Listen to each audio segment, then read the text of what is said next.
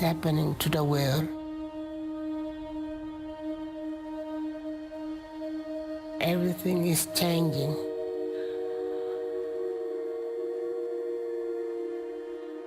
The very idea of human being some sort of natural concept is really going to change. Our bodies will be so high-tech, we won't be able to really distinguish between what's natural and what's artificial. Inside our own heads is the most complex arrangement of matter in the known universe. You might ask yourself, can we get to be superhumans?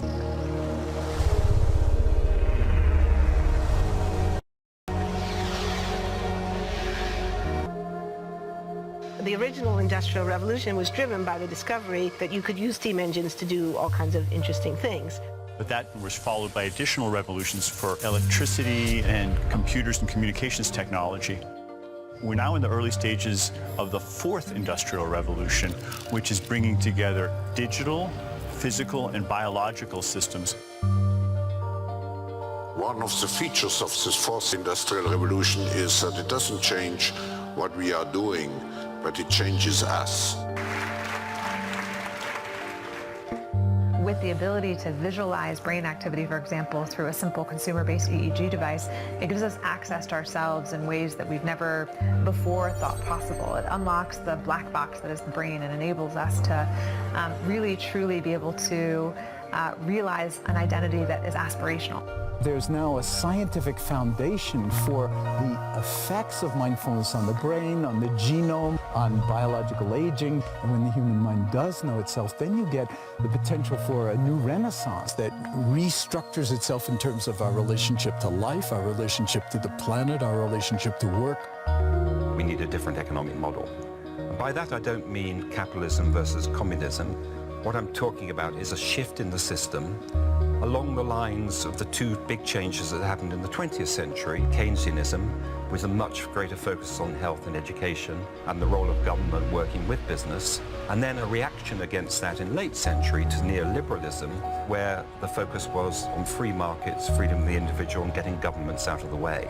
We need a shift to a new system that will allow us to meet the basic needs of every human on the planet, that will live within planetary means, that will be fairer, and that will be focused as its key goal, not on growth per se, but on maximizing human well-being. And history tells us that a values shift is triggered by creation of a new story about how we want to live.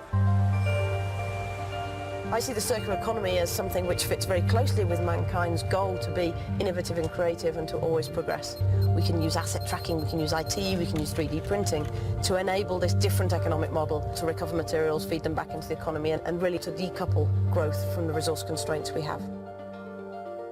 The reason we live in cities is not different today than it was 10,000 years ago. Even if we have got networks, we still want to have places where we meet in person. So this means the place where we work and the place where we live are much closer to each other, a city where we don't need to have big supply chains in order to produce things, where many things can be sourced locally thanks to 3D printing and robotics. So if we're able to do something to transform cities, to make them more efficient, then the impact can be huge.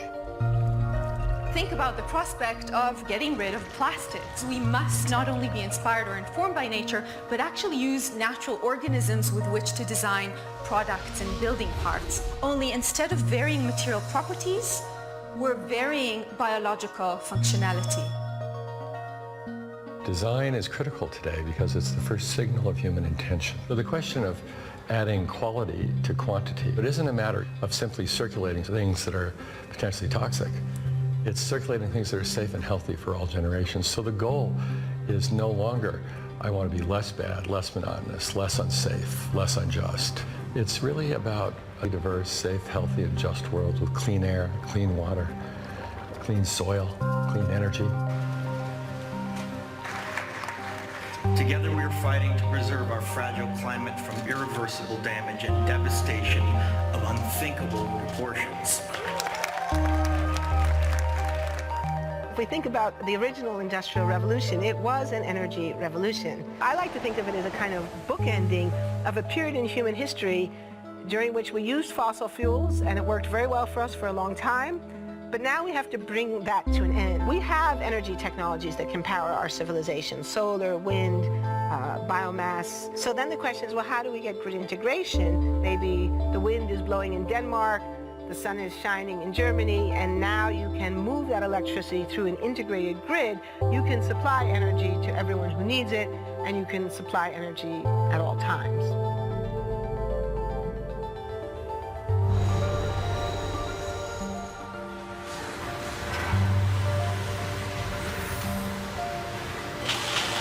Walking around, you do see different stuff as far as like the body marriage line.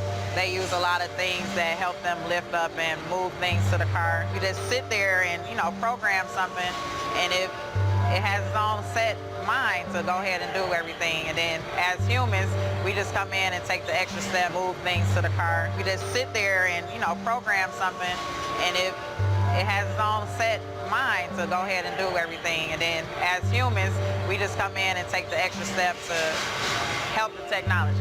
It's not the cure-all for everything. There's definitely a lot of things where people perform the operation better, but certainly for the right applications, robotics are a huge improvement for the process. The prediction of 5 million jobs lost by 2020 to technology is serious, but it's not the main question. Construction, manufacturing, services, public health and education, these industries will still exist. The main question is, what will be the future of work? How will we define work? How will we share the wealth? From the viewpoint of the labor or jobs, now we really need new education or new training. We're working with a World in Motion and First Robotics, trying to encourage students from third grade all the way up through the end of high school. We had students make sailboats, and then we had them race them, and so they could see how quickly they could move. And they immediately went back and started to say, oh, I saw what happened, I'm going to go change this or that. And that was third graders. I just given a prize to a kid of 18 years old that has discovered something really very, very unique. Came up with how to get better productivity and better yields for seeds of corn. And so he basically came with the idea that if you would perforate these seeds, you would get more food. And you think about it and say, but he didn't go to university. So how does he get all that knowledge? And he told me, I mean, I've been watching YouTube since the age of 12, and I'm so interested that I've seen everything about it. I've read everything about it. The world is really open to learning. The thing is, how do you give the incentive to your kids to do that? It's this ability of digital technology to change outcomes, to truly empower all over the world, that can create a more equitable growth, because I think the world needs that. Fourth industrial revolution has the potential to make inequalities visible and to make them less acceptable in the future, and hopefully to gather and garner political support to take the necessary decision to reduce the gap. Humans have always been using tools, but because of the recent advances in technology, we're beginning to have machines that can augment us in all sorts of interesting ways.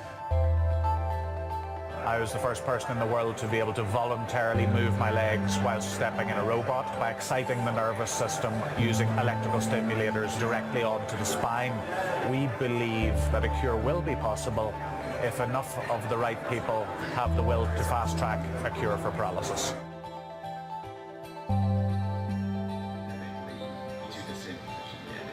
We take two things from the patient.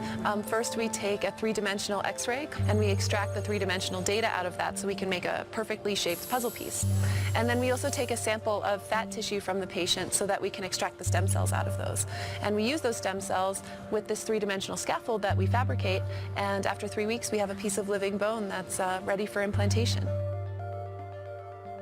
Being able to use genome editing to understand the genetic changes that lead to cancer, and technologies like drug delivery, getting molecules into particular types of cells. There's a lot of excitement about being able to move much more quickly on this disease.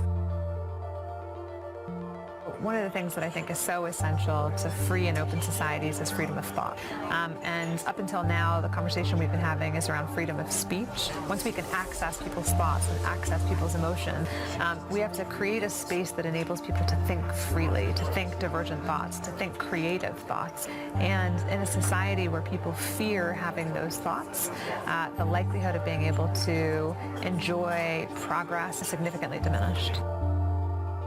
We need to take responsibility at every level of society, from the individual and the personal to the institutional to the global, to adapt to these technological challenges and changes which are redefining what it means to be human, what it means to work, what it means to be completely embedded in this world. People always ask me if I'm an optimist or a pessimist. The technology exists, but how do we get it and implement it at the scale we need at a price that people around the world can afford? Even though we have everyday problems we have to solve, we have to find a way to lay the foundations for the innovations of tomorrow.